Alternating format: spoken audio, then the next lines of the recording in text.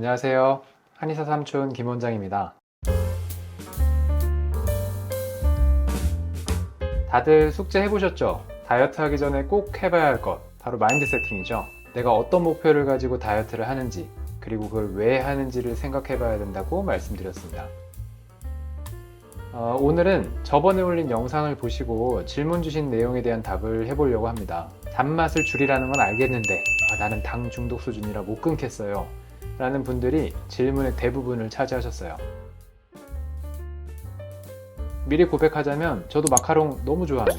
서울부터 대전, 부산까지 마카롱만 먹으러 다닌 적도 있어요. 다행이라면 이제는 점점 단맛이 당기지 않고 있어요.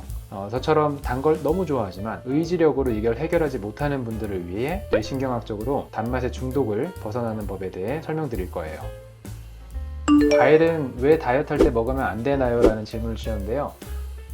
과당과 포도당은 체내에서 다른 방향으로 처리가 됩니다. 일반적인 당분은 흡수가 되면 근육이나 장기, 뇌에서 사용이 가능해요. 하지만 과당은 뇌로 바로 접근할 수가 없습니다.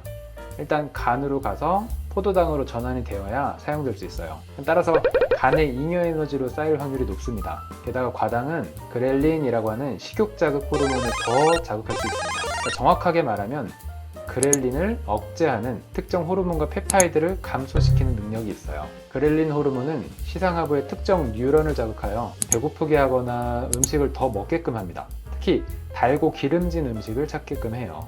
과당을 섭취하면 호르몬 시스템이 바뀌고 결과적으로 우리가 얼마나 먹었는지와 관계없이 더 배고파져요. 당연히 정상적인 체중인데 사과 먹고 자두 먹는 건 괜찮아요. 하지만 우리는 지금 저장되어 있는 뱃살을 빼야 할 때입니다. 그래서 배고픔을 줄여야 할 때는 과일도 제한하라고 말씀을 드리는 거예요. 탄산음료는 그렇게 몸에 안 좋나요? 라고 하셨어요. 당연한 얘기인데 이렇게 여쭤보셔서 당황스럽습니다. 단맛을 우리가 왜 좋아하고 자꾸 찾는지를 알아봐야 될 것 같아요. 탄산음료에는 액상과당이 많이 들어가 있다는 사실 다들 알고 계실 겁니다. 이것부터 알고 시작할게요. 단맛을 당기게 하는 메커니즘은 뇌에서 두 가지 병렬 회로에 의해 일어납니다. 첫 번째 회로는 바로 맛에 의한 자극에 의해 일어나요. 단맛을 먹으면 다른 음식들도 더 맛있게 보여요. 도파민이라고 하는 기분 좋아지는 물질을 다량 방출하기 때문인데요. 특히 달달한 음료에서 이 작용이 두드러집니다. 일단 단 걸 먹으면 더 많은 도파민 분비를 위해서 더 단맛에 집중하게 되는 상태가 돼요. 훈련이 잘 된 사람은 초콜릿 먹어도 절제가 가능합니다. 초코 음료 먹어도 괜찮아요. 하지만 그랬다면 이 영상을 보고 계시지는 않겠죠. 이 메커니즘은 포만감, 충족감을 주는 것과는 상관이 없어요. 하지만 문제가 있습니다. 단 걸 먹는 동안에는 우리가 행복하고 즐거움을 느껴요. 도파민 때문이죠. 근데 그걸 삼키고 나면 그만큼 고통으로 느끼게 됩니다. 높이 올라갈수록 깊이 떨어지는 거죠. 그래서 괴롭지 않기 위해서 단 거를 계속해서 찾는 거예요. 그럼 이게 탄산음료와 무슨 관련이 있느냐? 탄산음료에는 액상과당이 들어있다고 말씀을 드렸죠. 그것도 굉장히 많은 양이 들어있어요. 음료수를 마시는 동안에는 기분이 좋아지지만 다 먹고 나면 더 많은 양의 단 음식을 찾게 합니다. 음료수뿐만 아니라 다른 음식도 찾게 되는 거죠. 또 위에서 얘기한 과당을 생각해보면 그렐린이라는 호르몬의 작용을 촉진해서 식욕이 엄청 당기게 되는 현상이 나타납니다. 고깃집에서 사장님들이 서비스로 콜라 한 병 주신다, 고기를 더 시켜 먹으라는 사장님들의 고도의 상술일 수도 있어요. 개인 의견입니다.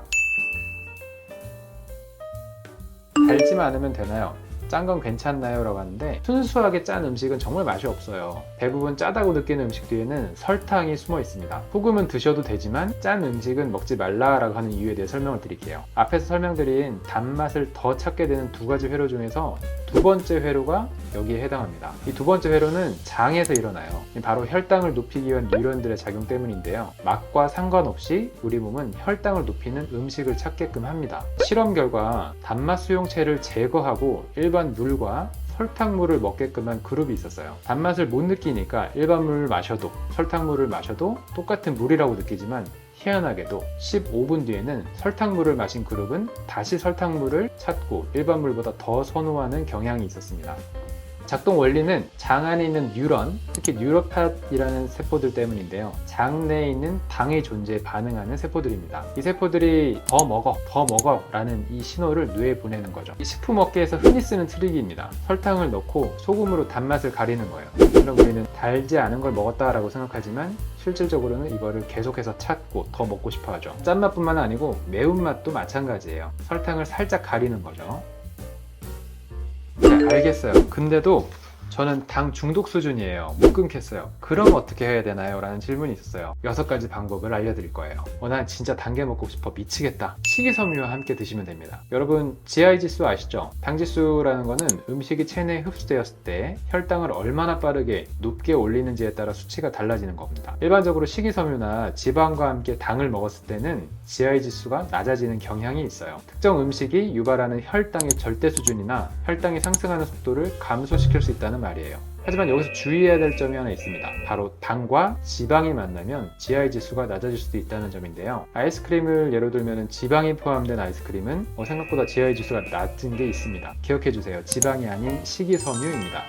평소 오메가3 지방산을 섭취해주세요. 단 음식이 당기는 두 번째 병렬 회로인 장내 뉴런과 연관되어 있습니다. 아까 말씀드린 뉴로파셀의 작용 때문인데요. 이건 그냥 외워주세요. EPA가 들어가 있는 거를 하루에 1에서 3g 드시면 됩니다. 오메가3는 어떤 걸 골라도 되지만 EPA 함유량을 잘 살펴봐 주세요. 또 EPA는 항우울제 섭취도 줄일 수 있고 부작용도 낮출 수 있습니다. 특히 잠 못 자고 우울증 있으신 분들은 꼭 복용해 보세요. 생선에 많이 함유되어 있다고 하죠. 글루타민이 풍부한 음식도 당 중독 현상을 약화시킬 수 있습니다. 그 중에서도 사골국이 괜찮습니다. 미네랄도 섭취할 수 있고 포만감도 오래 유지할 수 있어요. 하지만 영양제로 글루타민을 섭취할 때는 너무 많이 복용할 경우 암 환자들의 증상이 악화될 수 있다고 해요. 그러니까 항상 주의하셔야 됩니다. 다음은 베르베린을 섭취할 수 있습니다. 한의학에서는 황련이라는 약재의 주성분인데요. 베르베린은 메토민만큼 혈당 강화 효과가 뛰어납니다. 그래서 공복 시간에 복용하는 거는 주의하셔야 돼요. 저혈당을 유발할 수도 있어요. 황련은 저의 다이어트 처방에도 들어있고 소화기 질환이 있는 분들에게도 많이 사용되는 한의학에서 정말 흔히 사용되는 약재 중에 하나입니다.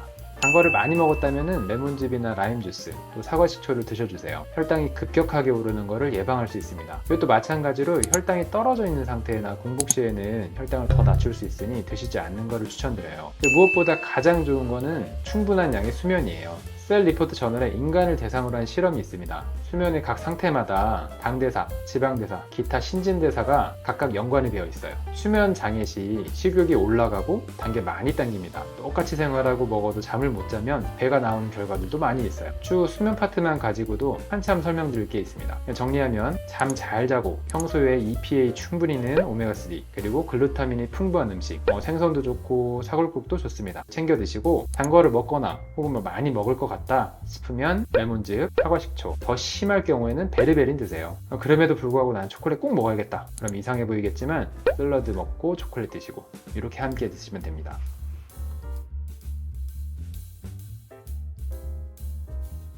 여러분들은 이제 단 걸 먹으면 왜 또 당기는지, 그래서 단맛을 왜 줄여야 하는지 다들 아셨을 거예요. 단 건 칼로리가 높으니까 제한해야 되는 거 아니야? 라고 생각하기 쉽지만 그것만이 전부가 아니었던 겁니다. 단 걸 먹으면 단 음식이 더 당겨서예요. 그리고 더 중요한 거, 단맛을 못 느끼게 살짝 가려져 있는 음식을 먹어도 음식을 더 먹고 싶게끔 합니다. 워낙 외식을 자주 하게 되는 요즘 환경상 완벽하게 당분을 제한하기는 정말 어려운 일이에요. 압니다. 그래서 우리가 의식하고 있는 부분에서만큼이라도 당을 조절할 수 있기 바라는 마음에서 영상을 준비해봤습니다. 다음은 다이어트에 필요한 요소들 및 지방을 태우는 방법에 대해서도 하나씩 살펴보겠습니다. 감사합니다.